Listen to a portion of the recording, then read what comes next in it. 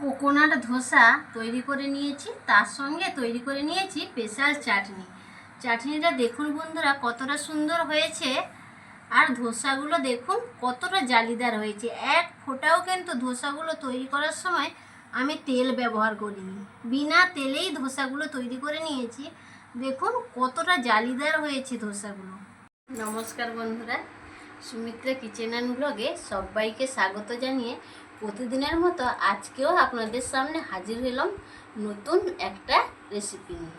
তো আজকে আমি আপনাদেরকে কোকোনাট ধোসা তৈরি করে দেখাবো, তার সঙ্গে থাকবে স্পেশাল চাটনি। তো আপনারা সঙ্গে থাকুন বন্ধুরা, আশা করছি ভালো লাগবে। কোকোনাট ধোসা তৈরি করার জন্য দেখুন এখানে একটা নারকেল আমি কুড়িয়ে নিয়েছি। আগে থেকে আমি চাল আর মেথি দানা ভিজিয়ে রেখেছিলাম।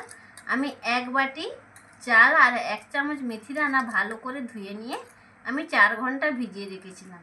তো আপনারা টিফিনটা যদি সকালবেলা তৈরি করেন তো তাহলে সারা রাত ভিজিয়ে রাখবেন, খুব ভালো হবে।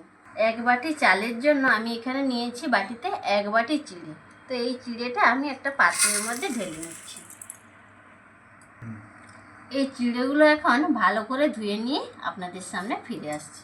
চিড়েগুলো ধুয়ে নিয়ে চলে এসেছি। দেখুন অল্প জল দিয়ে দিয়েছি, চিড়েটা 5 মিনিট মতো এইভাবে জল দিয়ে ভিজিয়ে রাখবো, ভালোভাবে নরম হয়ে যাবে। চিড়েটা ওদিকে ভিজতে থাক, এদিকে আমি স্পেশাল চাটনিটা তৈরি করে নেব। চাটনি তৈরি করার জন্য দেখুন এখানে আমি ছোলার ডালকে হালকা ভেজে নিয়ে 1 ঘন্টা আগে ভিজিয়ে রেখেছিলাম। ছোলাগুলো খুব ভালোভাবে ভিজে গেছে। তো একটা মিক্সিং জার নিয়েছি, এই জারের মধ্যে আমি ছোলাগুলো নিয়ে নেব। ছোলার ডাল মিক্সার বোলের মধ্যে ভরে নিয়েছি। এবার এর মধ্যে দিয়ে দেব আদা আর কাঁচা লঙ্কা। তো আদাগুলো আমি টুকরো টুকরো করে কেটে নিয়েছি, আর 3টে কাঁচা লঙ্কা দিলাম। তো ঝালটা আপনারা আপনাদের পছন্দ মতো দিয়ে দেবেন। এবার আমি কোকোনাট ধোসার জন্য যে নারকেলটা কুড়িয়ে রেখেছিলাম, তো সেখান থেকে অল্প একটু নারকেল গুঁড়ো এখানে আমি দিয়ে দিলাম। অল্প জল দিয়ে দিচ্ছি। তো এবার মিক্সিতে ভালোভাবে পেস্ট করে নিয়ে ফিরে আসছি। মিক্সিতে ভালো করে পেস্ট করে নিয়েছি। তো একটা বাটি নিয়েছি, বাটির মধ্যে আমি ঢেলে নেব।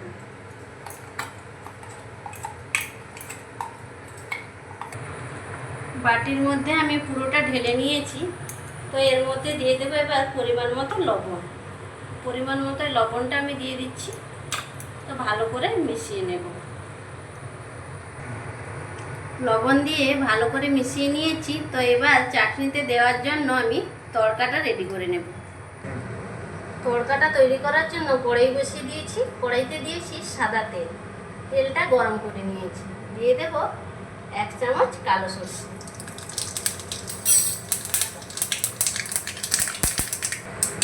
দিয়ে দিচ্ছি 1/2 চামচের থেকেও কম হিং। হিংটা অবশ্যই দেবেন বন্ধুরা, হিংটা দিলে খুব সুন্দর লাগবে চাটনিটা খেতে। এবার দিয়ে দিচ্ছি কালো,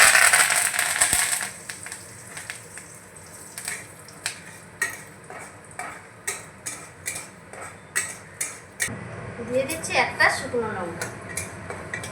একটু নাড়াচাড়া করে নিচ্ছি।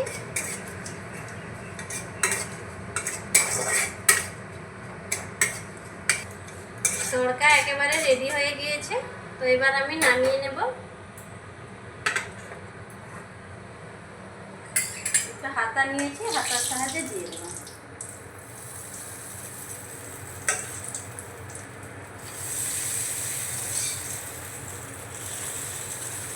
দেখুন কত সুন্দর লাগছে চাটনিটা। তো চাটনি আমাদের রেডি হয়ে গেল পুরোপুরি। চাটনি তো আমাদের রেডি হয়ে গেছে। তো এবার ধোসার জন্য আমি এগুলো পেস্ট করে নেব। দেখুন রেস্টে রাখার ফলে চিড়েটা কত সুন্দর ভিজে গিয়ে নরম হয়ে গিয়েছে। তো আমি এগুলো পেস্ট করে নেব। তো সবগুলো আমার একেবারে পেস্ট হবে না, যেহেতু মিক্সিং জারটা ছোট রয়েছে। প্রথমে আমি চালটা পেস্ট করে নেব, তারপর চিড়ে আর নারকেল কোরানো আমি পেস্ট করে নেব। আপনাদের বলে দিই এখানে নারকেল কোরানো রয়েছে 1 বাটি পরিমাণে। 1 বাটি চালের জন্য 1 বাটি নারকেল কোরানো নিয়েছি। তো এগুলো আমি পেস্ট করে নিয়ে সবগুলো ফিরে আসছি। সব কিছু মিক্সিতে পেস্ট করে নিয়ে চলে এসেছি। এই দেখুন একটা পাত্রের মধ্যে নিয়ে চলে এসেছি। তো ভালো করে এবার মিশিয়ে নেব। এইভাবে মিশিয়ে নিতে হবে। এর মধ্যে দিয়ে দেবো এবার পরিমাণ মতো লবণ, দিয়ে দিচ্ছি পরিমাণ মতো লবণ। এবার অল্প জল দিয়ে দেব। ব্যাটারটা মোটা হয়ে গেছে, তো এত মোটা ব্যাটার থাকবে না। জল দিয়ে দিলাম, ভালো করে মিশিয়ে নেব।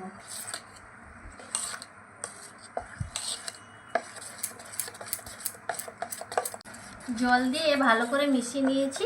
ব্যাটারের ঘনত্বটা দেখুন এইরকম থাকবে, এইরকম ব্যাটারের ঘনত্বটা রাখতে হবে। এবার দেখুন চামচের মধ্যে নিয়েছি হাফ চামচ বেকিং সোডা, তো আমি বেকিং সোডাটা দিয়ে দিচ্ছি। তো আপনারা বেকিং সোডার পরিবর্তে ইনো এখানে ব্যবহার করতে পারেন। ইনো দিলে 1 প্যাকেট ইনো দিয়ে দেবেন। ভালো করে মিশিয়ে নেব। ভালো করে মিশিয়ে নিয়েছি। তো এবার কোকোনাট ধোসাগুলো তৈরি করার জন্য রান্নাঘরে চলে যাব। ধোসাগুলো তৈরি করার জন্য রান্নাঘরে চলে এসেছি। একটা ননস্টিকের প্যান বসিয়ে দিয়েছি। এবার যে ব্যাটারটা তৈরি করে রেখেছিলাম, ব্যাটারটা আমি 2 হাতা দিয়ে দেবো। যেহেতু হাতাটা ছোট আছে তার জন্য আমি 2 হাতা দিচ্ছি।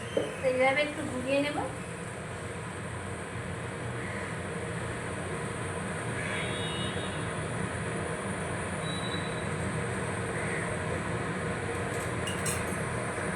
উপর থেকে একটা আমি ঢাকা চাপা দিয়ে দিলাম। গ্যাসের ফ্লেমটা এখন একেবারে লোতে রাখতে হবে। এবার আমি ঢাকা চাপাটা খুলে নিচ্ছি। এই দেখুন ধোসা আমাদের একেবারে রেডি। তো আমি একটা থালির মধ্যে তুলে নিয়েছি। দেখুন কত সুন্দর হয়েছে ধোসাটা। আমি আরও একটা দিয়ে দেখাচ্ছি আপনাদের। এইভাবে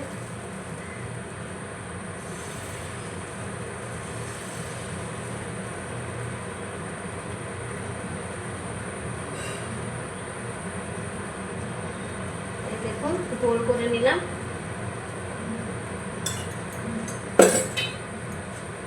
থেকে আমি আবারও ঢাকা চাপাটা দিয়ে দিচ্ছি। ঢাকা চাপাটা দিলে ধোসাটা তাড়াতাড়ি তৈরি হয়ে যাবে, তার জন্য আমি ঢাকা চাপাটা দিলাম। তো আপনারা না দিয়েও করতে পারেন। ঢাকা চাপাটা এখন খুলে নিচ্ছি। দেখুন কত সুন্দর প্যান থেকে ছেড়ে আসছে। তো এই ধোসাটাও তৈরি হয়ে গেল। তো এইভাবে আমি বাকি ধোসাগুলো তৈরি করে নেব। দেখুন কত সুন্দর হয়েছে ধোসাগুলো। কোকোনাট ধোসা তৈরি করে চলে এসেছি, আর তার সঙ্গে তৈরি করে নিয়েছি স্পেশাল চাটনি। তো দেখুন ধোসাগুলো কতটা সুন্দর হয়েছে, কতটা জালিদার তৈরি হয়েছে। দেখুন ধোসাগুলো একেবারে জালিদার তৈরি হয়েছে। এবং ধোসাগুলো তৈরি করার সময় আমি কিন্তু আপনারা দেখেছেন 1 ফোঁটাও কিন্তু তেল ব্যবহার করিনি। বিনা তেলেই ধোসাগুলো তৈরি করে নিয়েছি। দেখুন কতটা জালিদার তৈরি হয়েছে। তো এবার আপনাদের খেয়েও বলবো যে কেমন হয়েছে। পেছনটা দেখুন কত সুন্দর হয়েছে। এই দেখুন পেছনটা কত সুন্দর হয়েছে। চাটনিতে যে তড়কাটা দিয়েছি ভালো করে এখন মিশিয়ে নিই। ভালো করে মিশিয়ে নিচ্ছি। ভালো করে মিশিয়ে নিয়েছি। এবার খেয়ে বলছি আপনাদের যে কেমন হয়েছে।